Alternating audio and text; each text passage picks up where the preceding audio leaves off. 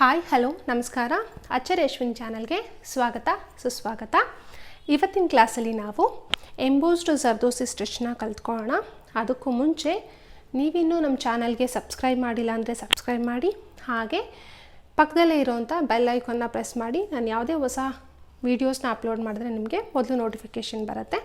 ಜೊತೆಗೆ ನನ್ನ ಕ್ಲಾಸಸ್ ನಿಮ್ಗೆ ಇಷ್ಟ ಆದರೆ, ನಾನು ಹೇಳ್ಕೊಡೋ ಟೀಚಿಂಗ್ ಮೆಥಡ್ ಇಷ್ಟ ಆದರೆ ನಿಮ್ಮ ಫ್ರೆಂಡ್ಸ್ ಆ್ಯಂಡ್ ಫ್ಯಾಮಿಲಿ ಜೊತೆ ಕೂಡ ಶೇರ್ ಮಾಡೋದನ್ನು ಮರಿಬೇಡಿ. ಹಾಗಾದರೆ ಬನ್ನಿ ನಾವು ಕ್ಲಾಸ್ನ ಶುರು ಮಾಡೋಣ.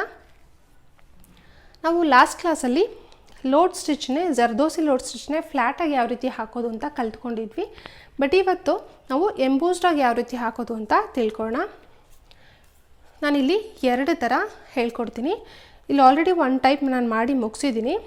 ಇದರಲ್ಲಿ ನಾನು ಈ ಥರ ಬೇಸಿಗೆ ಪೈಪಿಂಗ್ ಥ್ರೆಡ್ನ ಯೂಸ್ ಮಾಡಿದ್ದೀನಿ.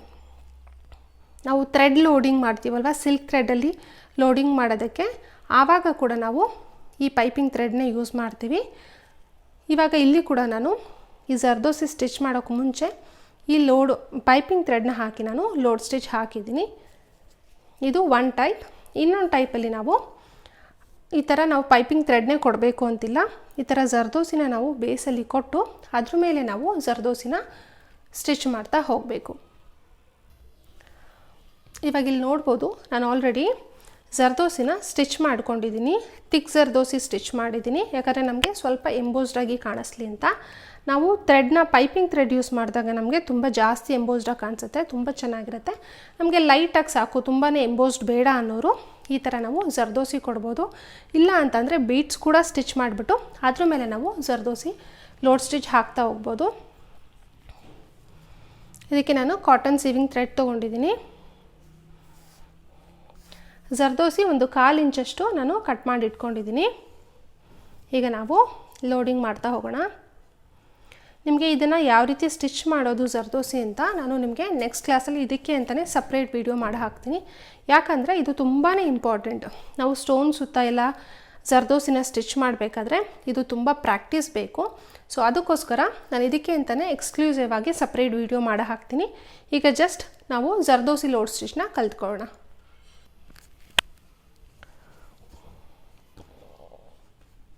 ಈಗ ನಾನು ಒಂದು ಚಿಕ್ಕ ಜರ್ದೋಸಿನ ಹೀಗೆ ಕ್ರಾಸಾಗಿ ಸ್ಟಿಚ್ ಮಾಡ್ಕೊಳ್ತಾ ಇದ್ದೀನಿ. ಅದಾದಮೇಲೆ ಅಲ್ಲೇ ಲಾಕ್ ಮಾಡ್ಕೊಬೇಕು. ಫ್ಲ್ಯಾಟ್ ಜರ್ದೋಸಿ ಸ್ಟಿಚ್ಗೂ ಇದಕ್ಕೂ ಏನೂ ಡಿಫ್ರೆನ್ಸ್ ಇಲ್ಲ. ಬಟ್ ಅದರಲ್ಲಿ ನಾವು ಬೇಸ್ಗೆ ಏನೂ ಕೊಡಲ್ಲ, ಅದು ಫ್ಲ್ಯಾಟ್ ಆಗಿರುತ್ತೆ. ಇದು ಎಂಬೋಸ್ಡ್ ಆಗಿರೋದ್ರಿಂದ ನಾವು ಇದನ್ನು ಎಂಬೋಸ್ಡ್ ಜರ್ದೋಸಿ ಸ್ಟಿಚ್ ಅಂತ ಹೇಳ್ತೀವಿ.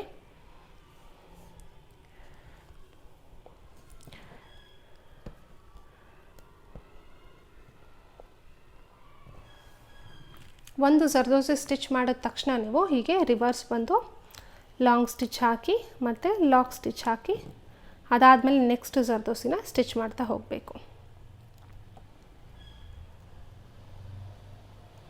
ಈ ರೀತಿ ಮಾಡೋದ್ರಿಂದ ಜರ್ದೋಸಿ ನೀಟಾಗಿ ಫಿಟ್ಟಾಗಿ ಕೂತ್ಕೊಳ್ಳುತ್ತೆ.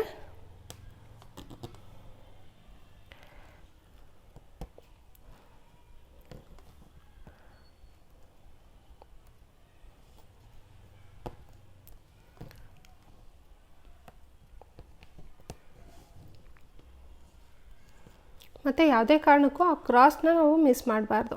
ಕ್ರಾಸಾಗೆ ಸ್ಟಿಚ್ ಮಾಡ್ತಾ ಹೋಗಬೇಕು, ಆವಾಗ ಅದು ಲುಕ್ಕು ತುಂಬ ಚೆನ್ನಾಗಿರುತ್ತೆ.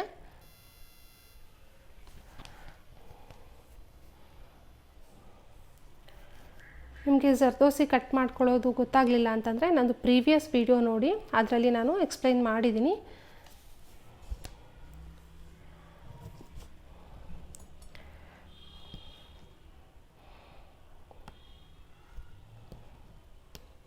ಜರ್ದೋಸಿನ ಯಾವ ರೀತಿ ಯೂಸ್ ಮಾಡಬೇಕು, ಅದನ್ನು ಯಾವ ರೀತಿ ಎಕ್ಸ್ಪ್ಯಾಂಡ್ ಮಾಡಬೇಕು ಅಂತ.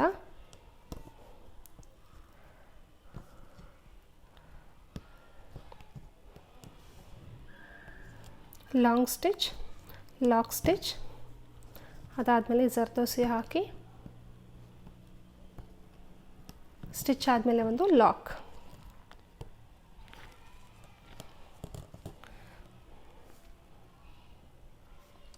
ತುಂಬ ಚೆನ್ನಾಗಿರುತ್ತೆ. ನೆಕ್ಲೈನಲ್ಲೆಲ್ಲ ಯೂಸ್ ಮಾಡ್ಬೋದು, ಅಥವಾ ಸ್ಲೀವ್ಸ್ ಬಾರ್ಡರಲ್ಲಿ ಯೂಸ್ ಮಾಡ್ಬೋದು.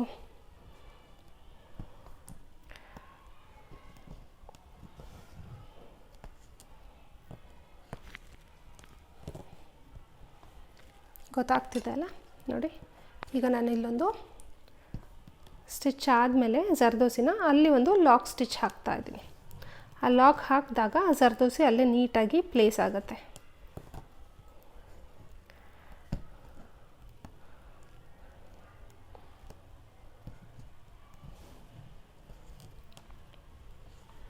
ತುಂಬಾ ಈಸಿ ಅಂದರೆ ಈಸಿ ಈ ಸ್ಟಿಚ್ಚು. ನಾನು ಇವಾಗ ಇದೇ ಥರ ಸೇಮ್ ಇಲ್ಲಿಂದ ಇಲ್ಲಿವರೆಗೂ ಯಾವ ರೀತಿ ಸ್ಟಿಚ್ ಮಾಡಿದ್ನೋ ಅದೇ ಥರ ಇಲ್ಲಿಂದ ಇಲ್ಲಿವರೆಗೂ ಸ್ಟಿಚ್ ಮಾಡಿಬಿಟ್ಟು ನಾನು ನಿಮಗೆ ತೋರಿಸ್ತೀನಿ. ತುಂಬಾ ಈಸಿ.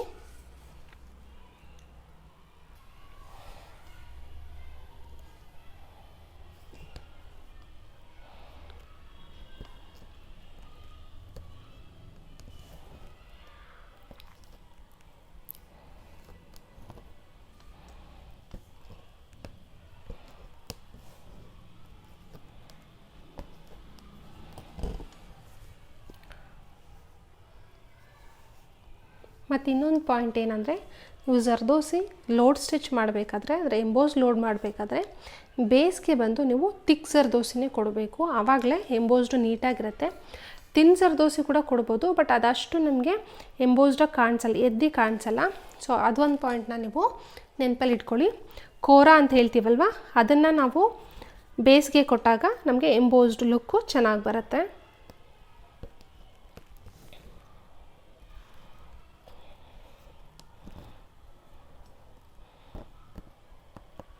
ಇವೆರಡರಲ್ಲೂ ಟ್ರೈ ಮಾಡಿ ನೋಡಿ. ತಿನ್ ಜರ್ದೋಸಿನಲ್ಲೂ ಮಾಡಿ, ಕೋರಾನಲ್ಲೂ ಮಾಡಿ. ನಿಮಗೆ ಡಿಫ್ರೆನ್ಸ್ ಗೊತ್ತಾಗ್ಬಿಡುತ್ತೆ ಯಾವ ಜರ್ದೋಸಿ ಯೂಸ್ ಮಾಡಿದ್ರೆ ನಮಗೆ ಎಷ್ಟು ಎಂಬೋಸ್ಡ್ ಆಗಿರುತ್ತೆ ಅಂತ.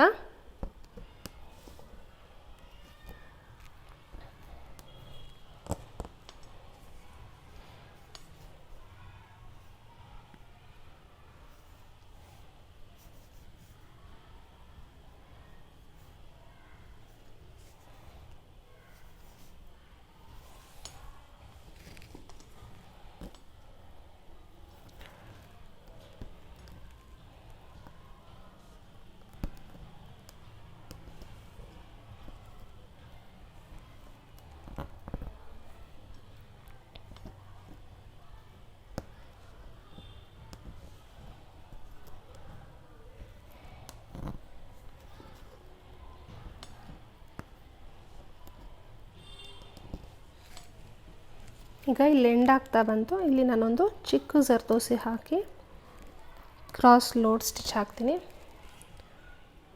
ಅಲ್ಲೂ ಕೂಡ ನಾವು ದೊಡ್ಡದು ಹಾಕಿದ್ರೆ ಅದು ಹೊರಗಡೆ ಬಂದಂಗಿರುತ್ತೆ. ಅದಕ್ಕೆ ಇಲ್ಲಿ ಚಿಕ್ಕದು ಹಾಕಿದ್ರೆ ನಮಗೆ ಅದು ಕಂಪ್ಲೀಟ್ ಆಗುತ್ತೆ. ಇಲ್ಲಿ ಹಾಕ್ಬಿಟ್ಟು ನೀವು ಇಲ್ಲೇ ನಾಟ್ ಹಾಕ್ಬೋದು.